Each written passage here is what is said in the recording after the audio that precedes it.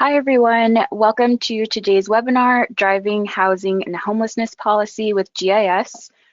This will be the first webinar of Esri's Planning and Community Development Series for planners, elected officials, and policymakers. Stay tuned for the rest of our webinars that will be taking place throughout the year. And please note that at the end of today's webinar, we will give you a moment to provide feedback for what types of topics you'd like to see covered in the next webinars that we host. Without further ado, I'd like to introduce Planning and Community Development Manager, Industry Manager, Keith Cook. Thank you, Natalie. I appreciate it. And thank you to everyone joining today and attending. I appreciate you taking time out of your day for this, and we're excited about presenting this webinar series to you. So again, we're going to start with how we drive housing and homelessness policy with GIS, and this is certainly a timely issue that many cities and counties and regions are dealing with. So one of the things that we've noticed is that all communities are facing housing challenges, and it's not just urban areas, it's suburban and rural areas as well. One of the things that we noticed that was really eye-opening, I thought, was that when the census numbers were revealed earlier this year about what happened in 2019, the fact that 2 million people left urban areas just in 2019 alone was really nothing short of surprising to me and to my colleagues as well, because even as late as 2018, we had seen numbers. I saw this during a keynote at Autodesk's conference, and I've seen it at others as well, where the statistics were laid out that by 2050, 2 out of every 3 people were going to live in urban areas. And that may still happen. This is all cyclical, but it was amazing how this has turned around as quickly as it did. So this, you may have heard of this term of counter-urbanization. Well, it actually started in 2019, and it demonstrably started then. And then the pandemic just exacerbated it a great deal. So here's what you had. You had a couple of situations kind of coming together. One was that you had people that were living in cities because of the amenities that were there, cultural, restaurants, sporting events, and so forth, just like living in cities, right? And then there was also the aspect of being close to one's work, right? And that was important as well. So, and I live in the Metro Birmingham area. Our downtown area was seeing a really large influx, especially of younger people moving into that area. Well, of course, with the pandemic, those amenities that were so great and such an appeal at the municipal level, many of them closed or were down to limited capacity. And then you had people also that it was okay for them to work from home. And that's certainly been the case at Esri and many other locations. So what you did is you were having people realize, okay, I'm paying a lot of money to live in a small space. There aren't the amenities that there were when I moved here, and I don't have to be here for my job anymore. All of a sudden, the appeal of living in an urban center was starting to dissipate a little bit. So you had many of them moving out to suburban and rural areas and finding, oh, the money I have goes a lot farther here for housing than it did where I lived. Well, so that's on the urban side. Then on the suburban side, you're having suburban areas that were seeing this trend towards urbanization. And so many of them were counting on limited, if any, growth in term, for their communities. Well, now they're seeing a huge influx of people that are moving in there that they weren't anticipating. And then you're seeing demands for housing increase really at a very alarming, surprising rate. And this is also compounded by the fact I saw the numbers on CNBC this morning about April's housing numbers. I just wrote them down to make sure I got them right. The housing starts were down 9.5%. Permits, new building permits were only up 0.3%, and single family residential starts were down even further, 13.4%. And a lot of that has to do with material costs and shortages, but whatever the reason, what it means is that this housing price increase, especially in suburban areas, is not going to change anytime soon. So it's putting more and more pressure on suburban and rural areas to be able to accommodate this new growth that's being demanded. We show this slide a lot to GIS professionals, and I realize that most of the folks here are not GIS professionals, but you are probably planners or city managers. And when going over this, we realize, you know what, this really pertains specifically to planners as well, because planners are still going out and they're measuring data, they're managing data that's coming in, they're visualizing and mapping new developments. They're providing analysis and modeling new developments, where potential scenarios could result, you know, playing out different future land use scenarios and so forth, planning and designing that, making that look the way that we want, and then also decision making that goes along with it, understanding where that is going, where certain developments are going to occur. So Werman, oops, just, this is part of working from home, right? When you have the dog that decides to bark during the webinar. I should live that down the day after never. Werman has a great quote about that understanding precedes action. What GIS does is it actually helps provide that framework for understanding so that we can take action, and really sustainable and justifiable actions in terms of our work. So GIS really provides that framework to be able to make that happen. So I wanted to provide a little bit of context for this when we're talking about this from a homelessness standpoint. I understand that and again, I'm approaching this from a planning and community development aspect. And from that perspective, there's only so much that planners can do, right? So they're not going to be able to solve homelessness in and of themselves, and they're going to be a part of the to be a part of the solution. They're really going to be focusing more on housing policy and so forth. So with that, so we have that perspective when we're dealing with homelessness here, okay? And so a lot of that would fall more under a health and human services approach in terms of the details of day-to-day action and solving that crisis. But I think one of the main benefits that planners and policymakers and elected officials have is the amount of data that is publicly available there now. And it's one of the things that that is really makes development key. It makes it attainable for a larger group of people. When I was coming up in the GIS world, if you wanted data, you had to make it. You had to create it yourself, and that was something that was time-consuming and not always authoritative data, and it wasn't sustainable. Well, the good news is there's so much more data that's available out there through a number of different methods. So that can be blight information, where there's economic opportunity, where there's a need for health equity and so forth. And a lot of this is available for free through things like the Esri Living Atlas and so forth, that makes it easier to add that as part of your contextualize your data. So when we're collecting data, particularly about understanding where homelessness is occurring, this is really more of a cyclical process. It's not linear, because we plan, we respond, we mitigate, we recover, and then from that we learn, okay, now how do we change our plan? How do we respond, and so forth? And so you can see how that works here on the screen through this diagram. We organize our existing data, we collect new data, and then we can communicate our findings, again, to stakeholders and so forth. Then to be able to mitigate the problem, we can deploy specific tactics and then inform our decision makers, right? And this is how we start recovering. We inform citizens, get them engaged with the process, and then change plans as we need to, right? So again, that's from the standpoint of managing those on the homeless side. And if you want a really good example of that, this was in San Bernardino County, California. Just recently there was severe flooding in the area. This was actually just last year.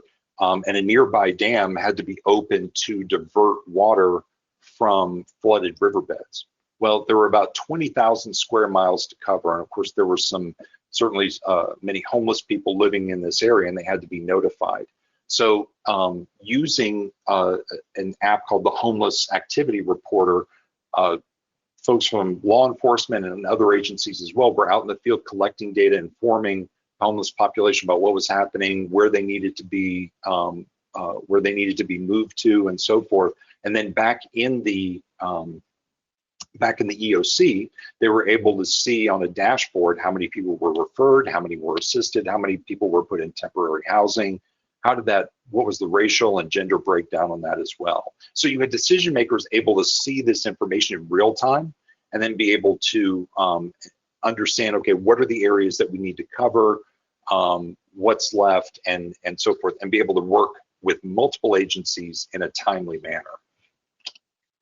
One of the other ways that we can leverage GIS in this regard is the fight against blight. And of course, those of you in planning know how detrimental this can be to housing and housing strategy. As you can see, obviously, it can lower property values. It can make neighborhoods lower in terms of their quality of life. So in Augusta, Georgia, the city there undertook a crowdsourcing project where they allowed the public, city workers, whoever was there, to be able to identify blight. And again, you can determine what that is. You can see here in their dashboard, they identified that as things like illegal signs or vacant or overgrown lots, abandoned vehicles, illegal dumping, and so forth. And this uses a concept that we're seeing more and more, and you hear the term Internet of Things, but this is really using the citizen as a sensor. And allowing them to be able to report back information. And so this has been a really effective way for Augusta to be able to keep track of blighted areas, not just from a remediation standpoint, that's certainly important, but also from mitigating it as well. So if they can see areas that might be potential problems down the road, properties next to blighted properties and so forth, it's an opportunity for them to be proactive. And again, this is really leveraging civic inclusion in the housing policy process. This is one of my favorite stories. This is actually an ongoing project right now, but we're also seeing how GIS is being used to identify suitable housing sites.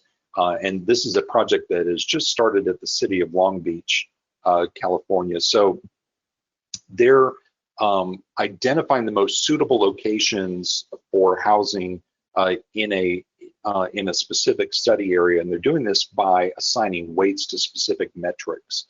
They're incorporating a policy of economic mobility, and we're going to dive into that in more detail. But I wanted to show this, just a sample of some of the work that's getting underway there. And this is where we're talking about leveraging GIS as a policy-making device, because as a planner, I can identify where I want to put affordable housing, and I can design how it will look and so forth. But really, the decision about where that affordable housing needs to take place may happen above me as a planner. That may happen at the city manager's level, planning director's level, and so forth. So in this instance, what we're doing is we're bringing in indicators. If you look on the bottom right-hand side on this video, we're bringing in different indicators to be able to determine the most suitable location for affordable housing based on specific parameters. In this case, where we're starting is the low-hanging fruit here is vacant property, right? So if we have vacant property, we can identify that and pull that up here on the screen. So we're assigning that to our parcels right now as an attribute. And then we're going to go ahead and analyze that based on the suitability. Now, because it's vacant property, it's pretty binary, right? Either the property is vacant or it's occupied. So our vacant properties will show up in green and our occupied properties will show up in red. We're also going to model this based on appropriate size, right? So just because it's vacant doesn't mean it's usable for affordable housing. So we're using properties between a ½ acre and 10 acres. And we want to add that to our suitability model. And then we'll go ahead and run that and be able to see what that looks like. And again, Now you can see how the map has changed, and we've identified the most suitable places, green being the most suitable, yellow and then red are the least suitable. And we've identified a big picture of where that should occur. We can also dive into each individual parcel and see what their scores are. So we can take this on a very large level or down to a micro level. Now, because we're also incorporating the philosophy of economic mobility to this, we're also going to run a model to measure proximity to important services like access to transit, to groceries, access to schools, as you can see here on the screen. Being able to also obviously being close to jobs, both current and where there are proposed developments as well, so that we can see now a bigger picture about a more complete picture about if we find affordable housing, where are the most ideal units or locations for this based on all these different parameters. And again, we're looking at the big picture for our study area, and then we're able to go down to the lower level as well, down to a fine granular level at the parcels. Once that's been determined, then planners can go in and actually design how that housing will look and then measure the metrics for each individual housing development. So you can see that here on the bottom left-hand side and see the impact in terms of how many people are we adding, how many potential jobs, how many households, what's our energy usage, CO2 emissions, impact on the environment, and so forth. And then we can take those multiple developments, bring them up here in a dashboard so that we can see that and actually compare multiple scenarios. To me, that's one of the most powerful parts of it. We talk a lot about a data-driven approach, and that's going to really move the discussion away from an anecdotal approach, right? It's not a good idea because Keith says it's a good idea. It's a good idea because of these metrics and of these developments, right? So that's important in planning. It's absolutely critical in policy making. And this is what I love seeing happening in and around Long Beach. And this is going to be something we see throughout Orange County as well. So I'm really encouraged about that down the road. A project as well that's going on in Charlotte, North Carolina is an emphasis on equitable housing. Right now, their city planners are undertaking their Charlotte 2040, their comprehensive plan. Very strong community-driven component to it. I really love seeing that. It's certainly important. And then one of the guiding principles in creating more of this equitable housing is creating an equitable growth framework. And this has been established by the planning department. And so on the left, you can see the results of some of the maps that have measured access to things like access to goods and services, access to housing. What are the opportunities for employment? What about environmental justice? And so Esri is working now with the city of Charlotte to develop a workflow that will effectively integrate this data from their equitable growth framework into the planning process, specifically identifying how we can build an understanding of equity metrics at the neighborhood level through neighborhood summaries, and then also conduct meaningful suitability analysis and build out development scenarios again based on these identified neighborhood needs. So it's taking that community-driven approach that Charlotte has really embraced very well, and using that along with contextualized data to come up with their scenario development. So I'm very excited to see how this plays out in the near future. One of the things also that you may have heard a term used a lot called a digital twin, and this is really a key component in developing a housing policy and using GIS for that purpose, right? So just like the name implies, a digital twin is a twin of the real world created in a digital environment, preferably in 3D, right? That's pretty much got to be the way. And then being able to use that to model different types of development. So in Hawaii, in Honolulu, one of the issues that they've been dealing with were a lot of short-term vacation rentals. They were making affordable housing scarce. Who would have known that a lot of people would want a vacation in Honolulu, right? So the state studied the housing demand, and they predicted that Honolulu, by the year 2025, was going to need another 26,000 housing units to be able to also accommodate this affordable housing. So to gain an understanding of what these changes would mean, and how they would impact citizens. The analysts and the planners at the city used existing data through their GIS, and they mapped the problem and suggested solutions based on changing zoning codes for doing things like changing height regulations and floor area ratio and so forth, to be able to measure what those changes, how they could impact those housing numbers. So one of the, I thought this was great, one of the things they did was analyze a zoning proposal that would raise low-rise apartment height limits from 3 to 5 stories. So you're not building out, right? New land in Honolulu is hard to come by, right? So you're building up, not out. And so using these planning and visualization tools in this 3D digital twin, they were able to play out scenarios where they increased housing from 60 units to 227 units just in one neighborhood alone. And that was just below the department's target of 325. They played with some other scenarios that reconfigured the apartment structures and came up with housing availability then for 363. So they're actually above their target to meet. So again, this is what a digital twin allows you to do, is to be able to play out those scenarios in-house and be able to come up with alternative suggestions and scenarios, again, that we're tying metrics to. So it's not just a pretty picture on here, there are also specific metrics that are tied to that development itself. And then, so having all the scenario development, creating this policy is great. We also have to make sure our governments are accountable, right? So, and there are a number of examples like this, but I love this one from the city of Topeka, Kansas, where they decided to make all of their, put all of their data into initiatives. And why is that important? Well, I think about 10 years ago, we saw a big push at the city and county level for transparency in government. There's so much data that was available, people wanted access to it, and city and government leaders said, yes, that's great, this is what we need. So it was well-meaning, but a lot of cities and counties pushed out open data sites that were basically like dumping the Brinks truck of data at your feet and then just saying good luck. It was, here's our 311 data in a spreadsheet.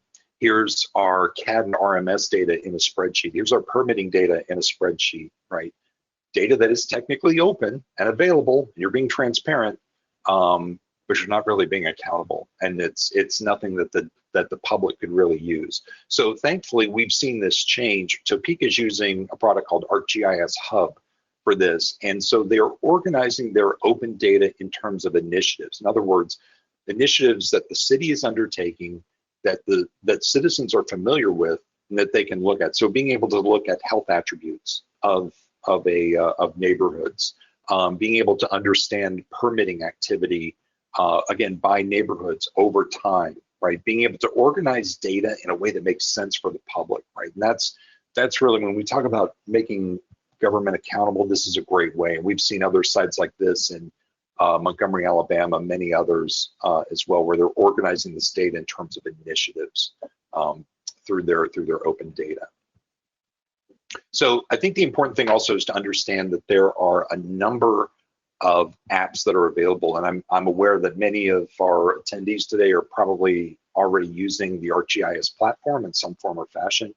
If you are, good news is that every one of these apps that you see here is available to you for free. There's no additional cost, but there are a number of focused apps that are available to you to help tackle a lot of these day-to-day activities, like doing point-in-time counts, having a dashboard to be able to view that information, being able to monitor blight status similar to what the city of Augusta is doing. And then again, making apps available to the public, finding mortgage or rental assistance and so forth. So again, using focused apps, we talk a lot about, our phones and how much we use this. Well, I think one thing that you'll notice that's in common between what you would see on your phone and these apps is that the apps are very focused. They don't really do 4 or 5, 6 different things. They do one thing, just like every app that you have on your phone. It does one thing, it does it well. And so that's where these apps come into play. And again, these are available to you through our ArcGIS solutions page. It's solutions.arcgis.com. So I wanted to provide sort of a summary in terms of understanding where GIS fits into these components, this overarching component of housing and homelessness. So let's start with policy development, because really that's what is going to drive everything else. And especially in today's climate, you've got to be able to have a justifiable housing policy. It's a must. There's no way you can't. And so city and county leaders, along with planners and GIS, obviously play an integral role in the decision-making regarding housing strategies, because location is going to be at the epicenter of this topic, right? Determining where affordable housing should be and the economic mobility that surrounds it. It's all based on location, and that's what's going to drive it, and that's what GIS measures. So policymakers, again, are going to be working in conjunction with planners. They've got to be able to define the needs, the benefits, the challenges, and in terms of assigning areas for affordable housing, for mitigating homelessness and understanding the capacity for growth. So that's really where GIS comes into play, is to take that big picture look first at how your city is going to be able to run. Okay, and so by taking this data-driven approach, WebGIS really empowers you to develop multiple policy scenarios and to be able to measure those against each other, to be able to see what the potential impact is going to be. And then again, it opens up doors, as we mentioned, to collaborate with community leaders, with the public, with colleagues, with other administrators and elected officials, to be able to communicate this information back and forth. In terms of homelessness mitigation, again, the role on the planning side is limited. It's primarily going to be focused around creating affordable housing that's sustainable, but also economic mobility that's around it as well. But again, there are tools out there. If you are specifically in the homelessness mitigation field, there are tools out there that do that. I mentioned the point in time count apps, being able to see where the proximity to resources, dashboards to be able to keep track of how resources are being distributed and how they're being used, and being able to evaluate areas and in different neighborhoods that might be at risk for generating homelessness, right? So staying actually ahead of the problem. That's really the key on mitigation. And understanding best locations for both short and long-term housing as well is absolutely going to be important. Then, of course, we've got to be able to design affordable housing. That's going to be key for what we do, right? So, affordable housing, effective affordable housing, really relies on a sustainable design that, once again, is centered around location, or the concept of transit-oriented development, right? TODs. That's key in more dense urban neighborhoods. But even as we've seen more people move out to suburban areas, we can still have a transit-oriented design approach there as well. We can still make walkable communities more desirable neighborhoods, and make sure that we are increasing access to services, to jobs, and so forth. In addition, these affordable housing developments need to be able to blend seamlessly with the surrounding neighborhood. I think one of the things I love about the City of Charlotte's process and their equitable growth framework is that the goal isn't to create one or two clusters of affordable housing. It's to be able to spread it throughout their city evenly. Right? Same thing in Seattle. They're doing the same thing there, as well as being able to make sure affordable housing is available throughout all neighborhoods. And when we're saying affordable housing, just to be clear, it's not just federally funded, Section 8 project housing. It's also housing for recent college graduates, right? It's for people that do want to move into urban areas and that want to be able to live close to where they work. So again, even though you're having some people move out of the city, not everyone's moving out, and as I mentioned, this is all cyclical. And I wouldn't be the least bit surprised if 5 years from now we talk about an affordable housing shortage in urban areas because people are moving back there. So this is an opportune time, especially for urban planners, to be able to leverage this small, well, I don't want to call it an exodus, it's not that big, but I mean, while people are moving out, this is an opportunity to really push forward an affordable housing design strategy.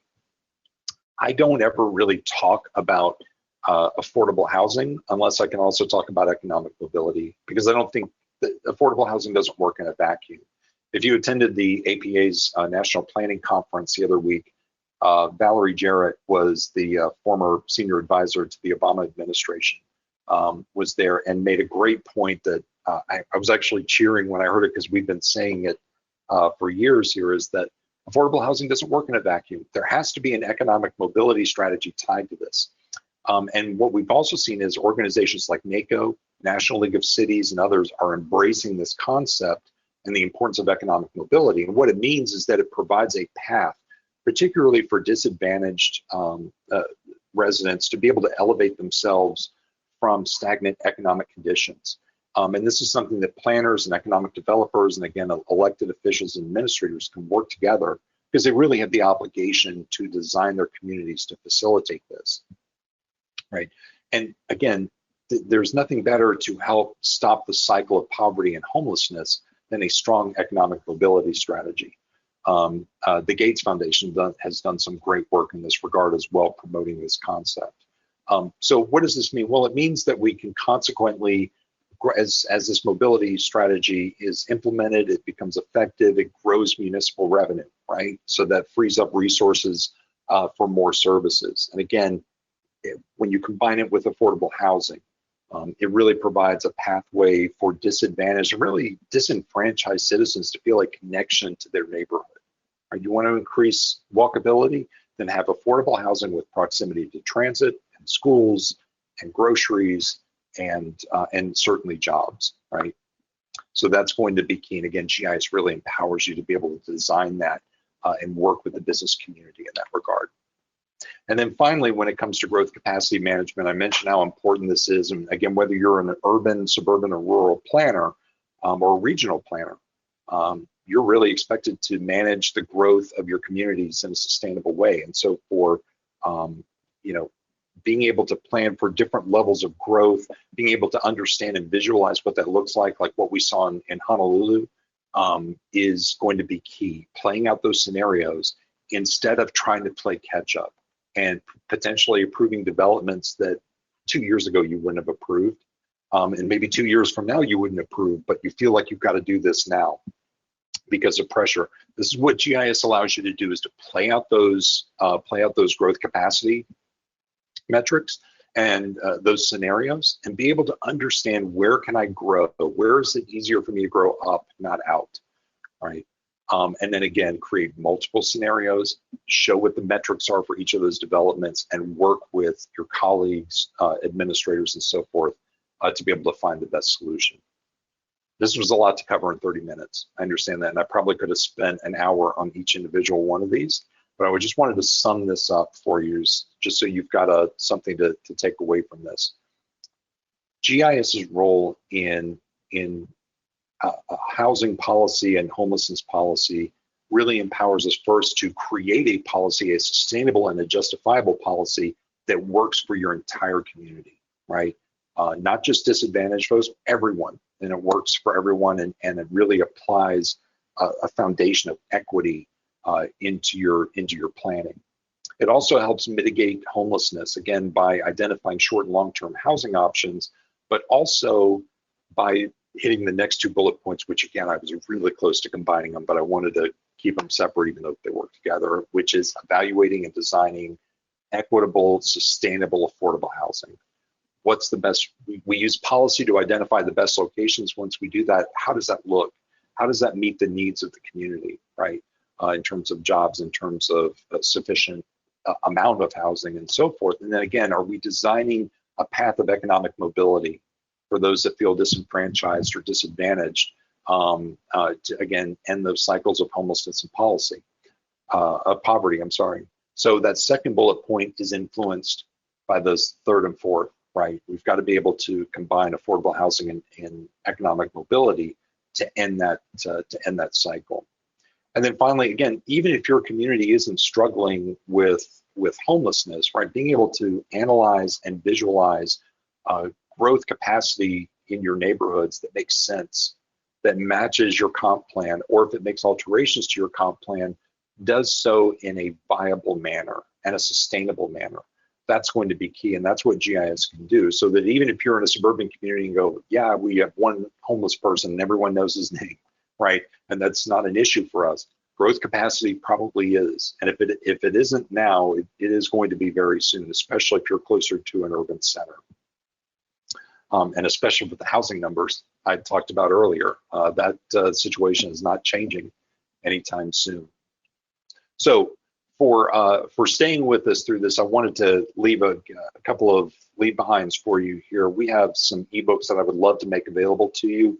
And so if you go to the links you see here, go.esri.com/housing or /planning, you can download either or both of those ebooks. We'd love for you to have them, give you some ideas. It'll hit on some of the topics that we talked about here. And we'd love your feedback as well. I tell planners this all the time. As much as we work with other planners at Esri, we don't run a city on the side. We don't run a planning department on the side. So yes, I have a lot of experience in the planning world and in planning departments, but it's really important for us to understand what you're struggling with and how you would like to see GIS work in terms of policy development and design and so forth. So my contact information is below. Love to hear from you via email or reach out to me via Twitter or LinkedIn. So I wanted to thank you for your time. And I know that Natalie had promised at the beginning we would have a survey coming up. So Natalie, are you ready for that? So as soon as we end the webinar, it will prompt a survey. So they'll be able to access it as soon as we log off. Great. So Natalie and I have our views about what we would like to talk about in the webinars, but we're not doing these for each other. We're doing these for you. So in the survey will be a list of potential topics, or you can include your own. Let us know what would be most beneficial to you. That would be really useful for us. So you'll get that as soon as we're done here. So Natalie, if there's nothing else on your end, I'll go ahead and close this out. Again, thank you very much for your time. We appreciate it. Go to the links here and feel free to reach out to us if you have any questions or concerns. Thanks again for your time.